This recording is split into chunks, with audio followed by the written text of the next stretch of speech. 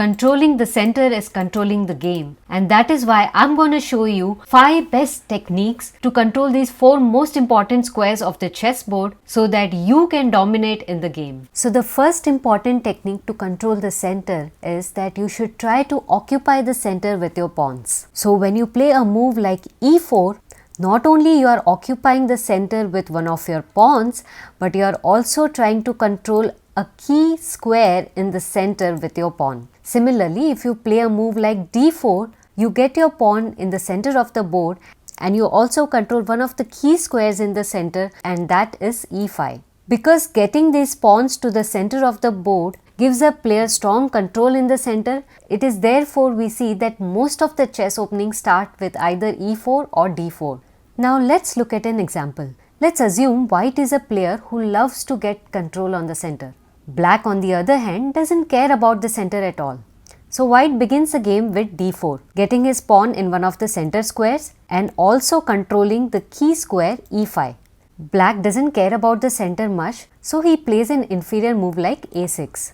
White gets happy with this move because now he's gonna get full control in the center with the move e4. He gets another pawn in the center and now he's controlling the key square d5. Look how strongly white's pawns are placed in the center of the board. They are occupying 2 center squares, as well as both these pawns are controlling the other 2 center squares as well as these squares in the outer center. All these squares are very crucial in black's territory. And since white pawns are controlling these squares, they are restricting black's movement in some way. So black doesn't like this strong control of the white in the center. So to attack the center and develop his piece, he plays knight c6. Knight c6 keeps an eye on this pawn as well as gets some control on this e5 square. But now black is too late in development. Since white has got a very good center control, white can push the d pawn and attack the black's knight. If this knight now comes to the a5 square, then it will simply get trapped by the move b4. The knight will no longer have any safe squares to retreat. If the knight decides to go on the b4 square, then it will get trapped again with a move like a3 or even c3, because again it will no longer have any safe squares to retreat.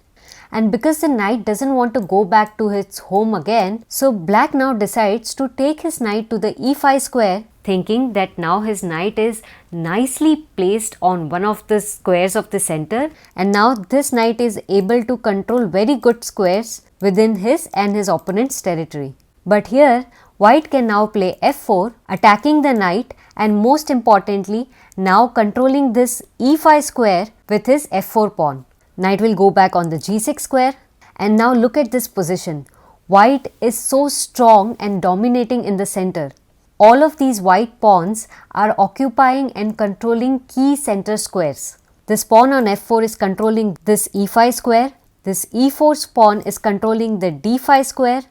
This square is being controlled by white's queen, and this pawn on f4 is being protected by white's dark square bishop, and hence black's knight cannot capture this pawn. So white has got a very strong control of the center. White has got a space advantage right in the opening. Now the second technique is aim to grab space in and around the center. Because the more space you grab, the more room you will have for your pieces to maneuver, and your opponent's pieces will get restricted to a very small confined space, which will make your opponent's piece development very difficult.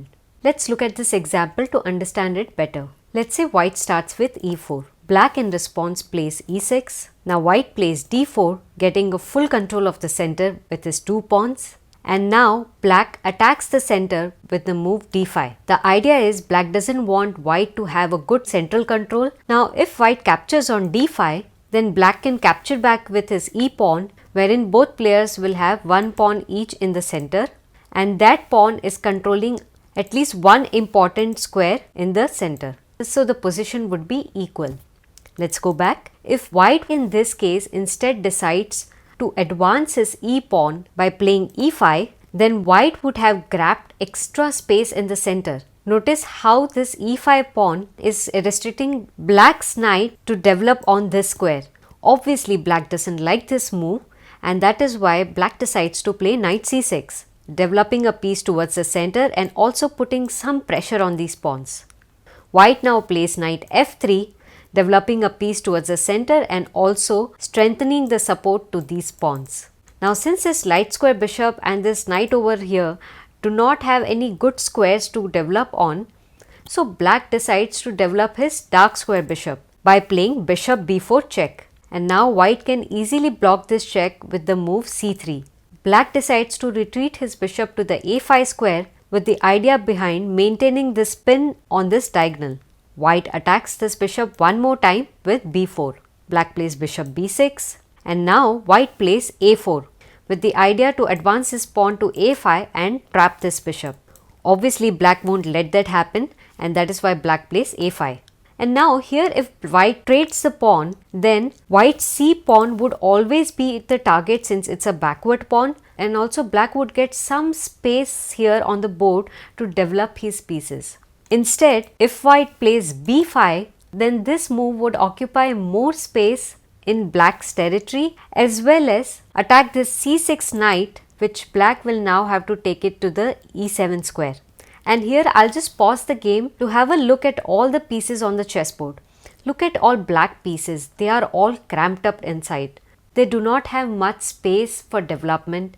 Look at this knight. It cannot be developed on this good square because this square is being controlled by the e5 pawn. And if it develops on this square, it would not be a very nice place for development because a knight on the rim is grim. Look at this dark square bishop.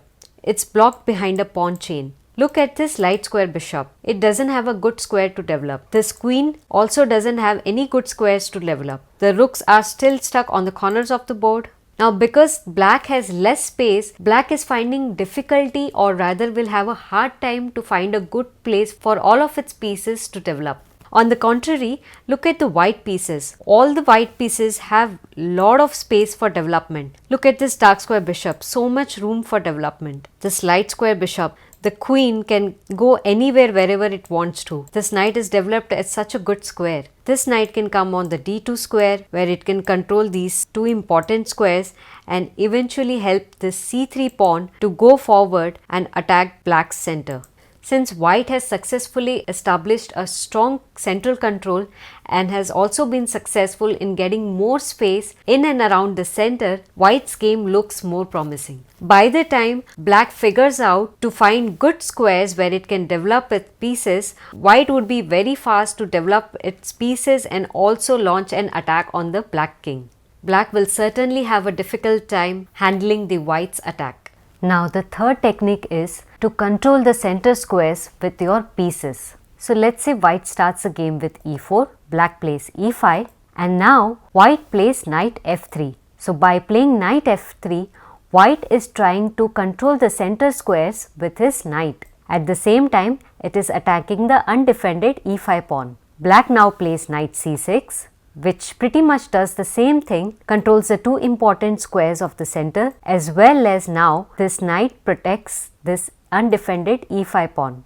White now plays bishop c4, putting a slight pressure on this weak f7 pawn and at the same time controlling this d5 square. Black plays bishop c5, eyeing the weak f2 pawn as well as controlling the d4 square. White now castles and now black plays knight f6. Developing a piece towards the center which controls the key center squares as well as attacking the undefended e4 pawn. White replies back with knight c3, developing a piece towards the center as well as controlling the center squares and providing protection to this undefended e4 pawn. So look how white's pieces and black pieces are well placed and all of them are controlling the key center squares. If I look at white pieces, this knight here is controlling these two squares.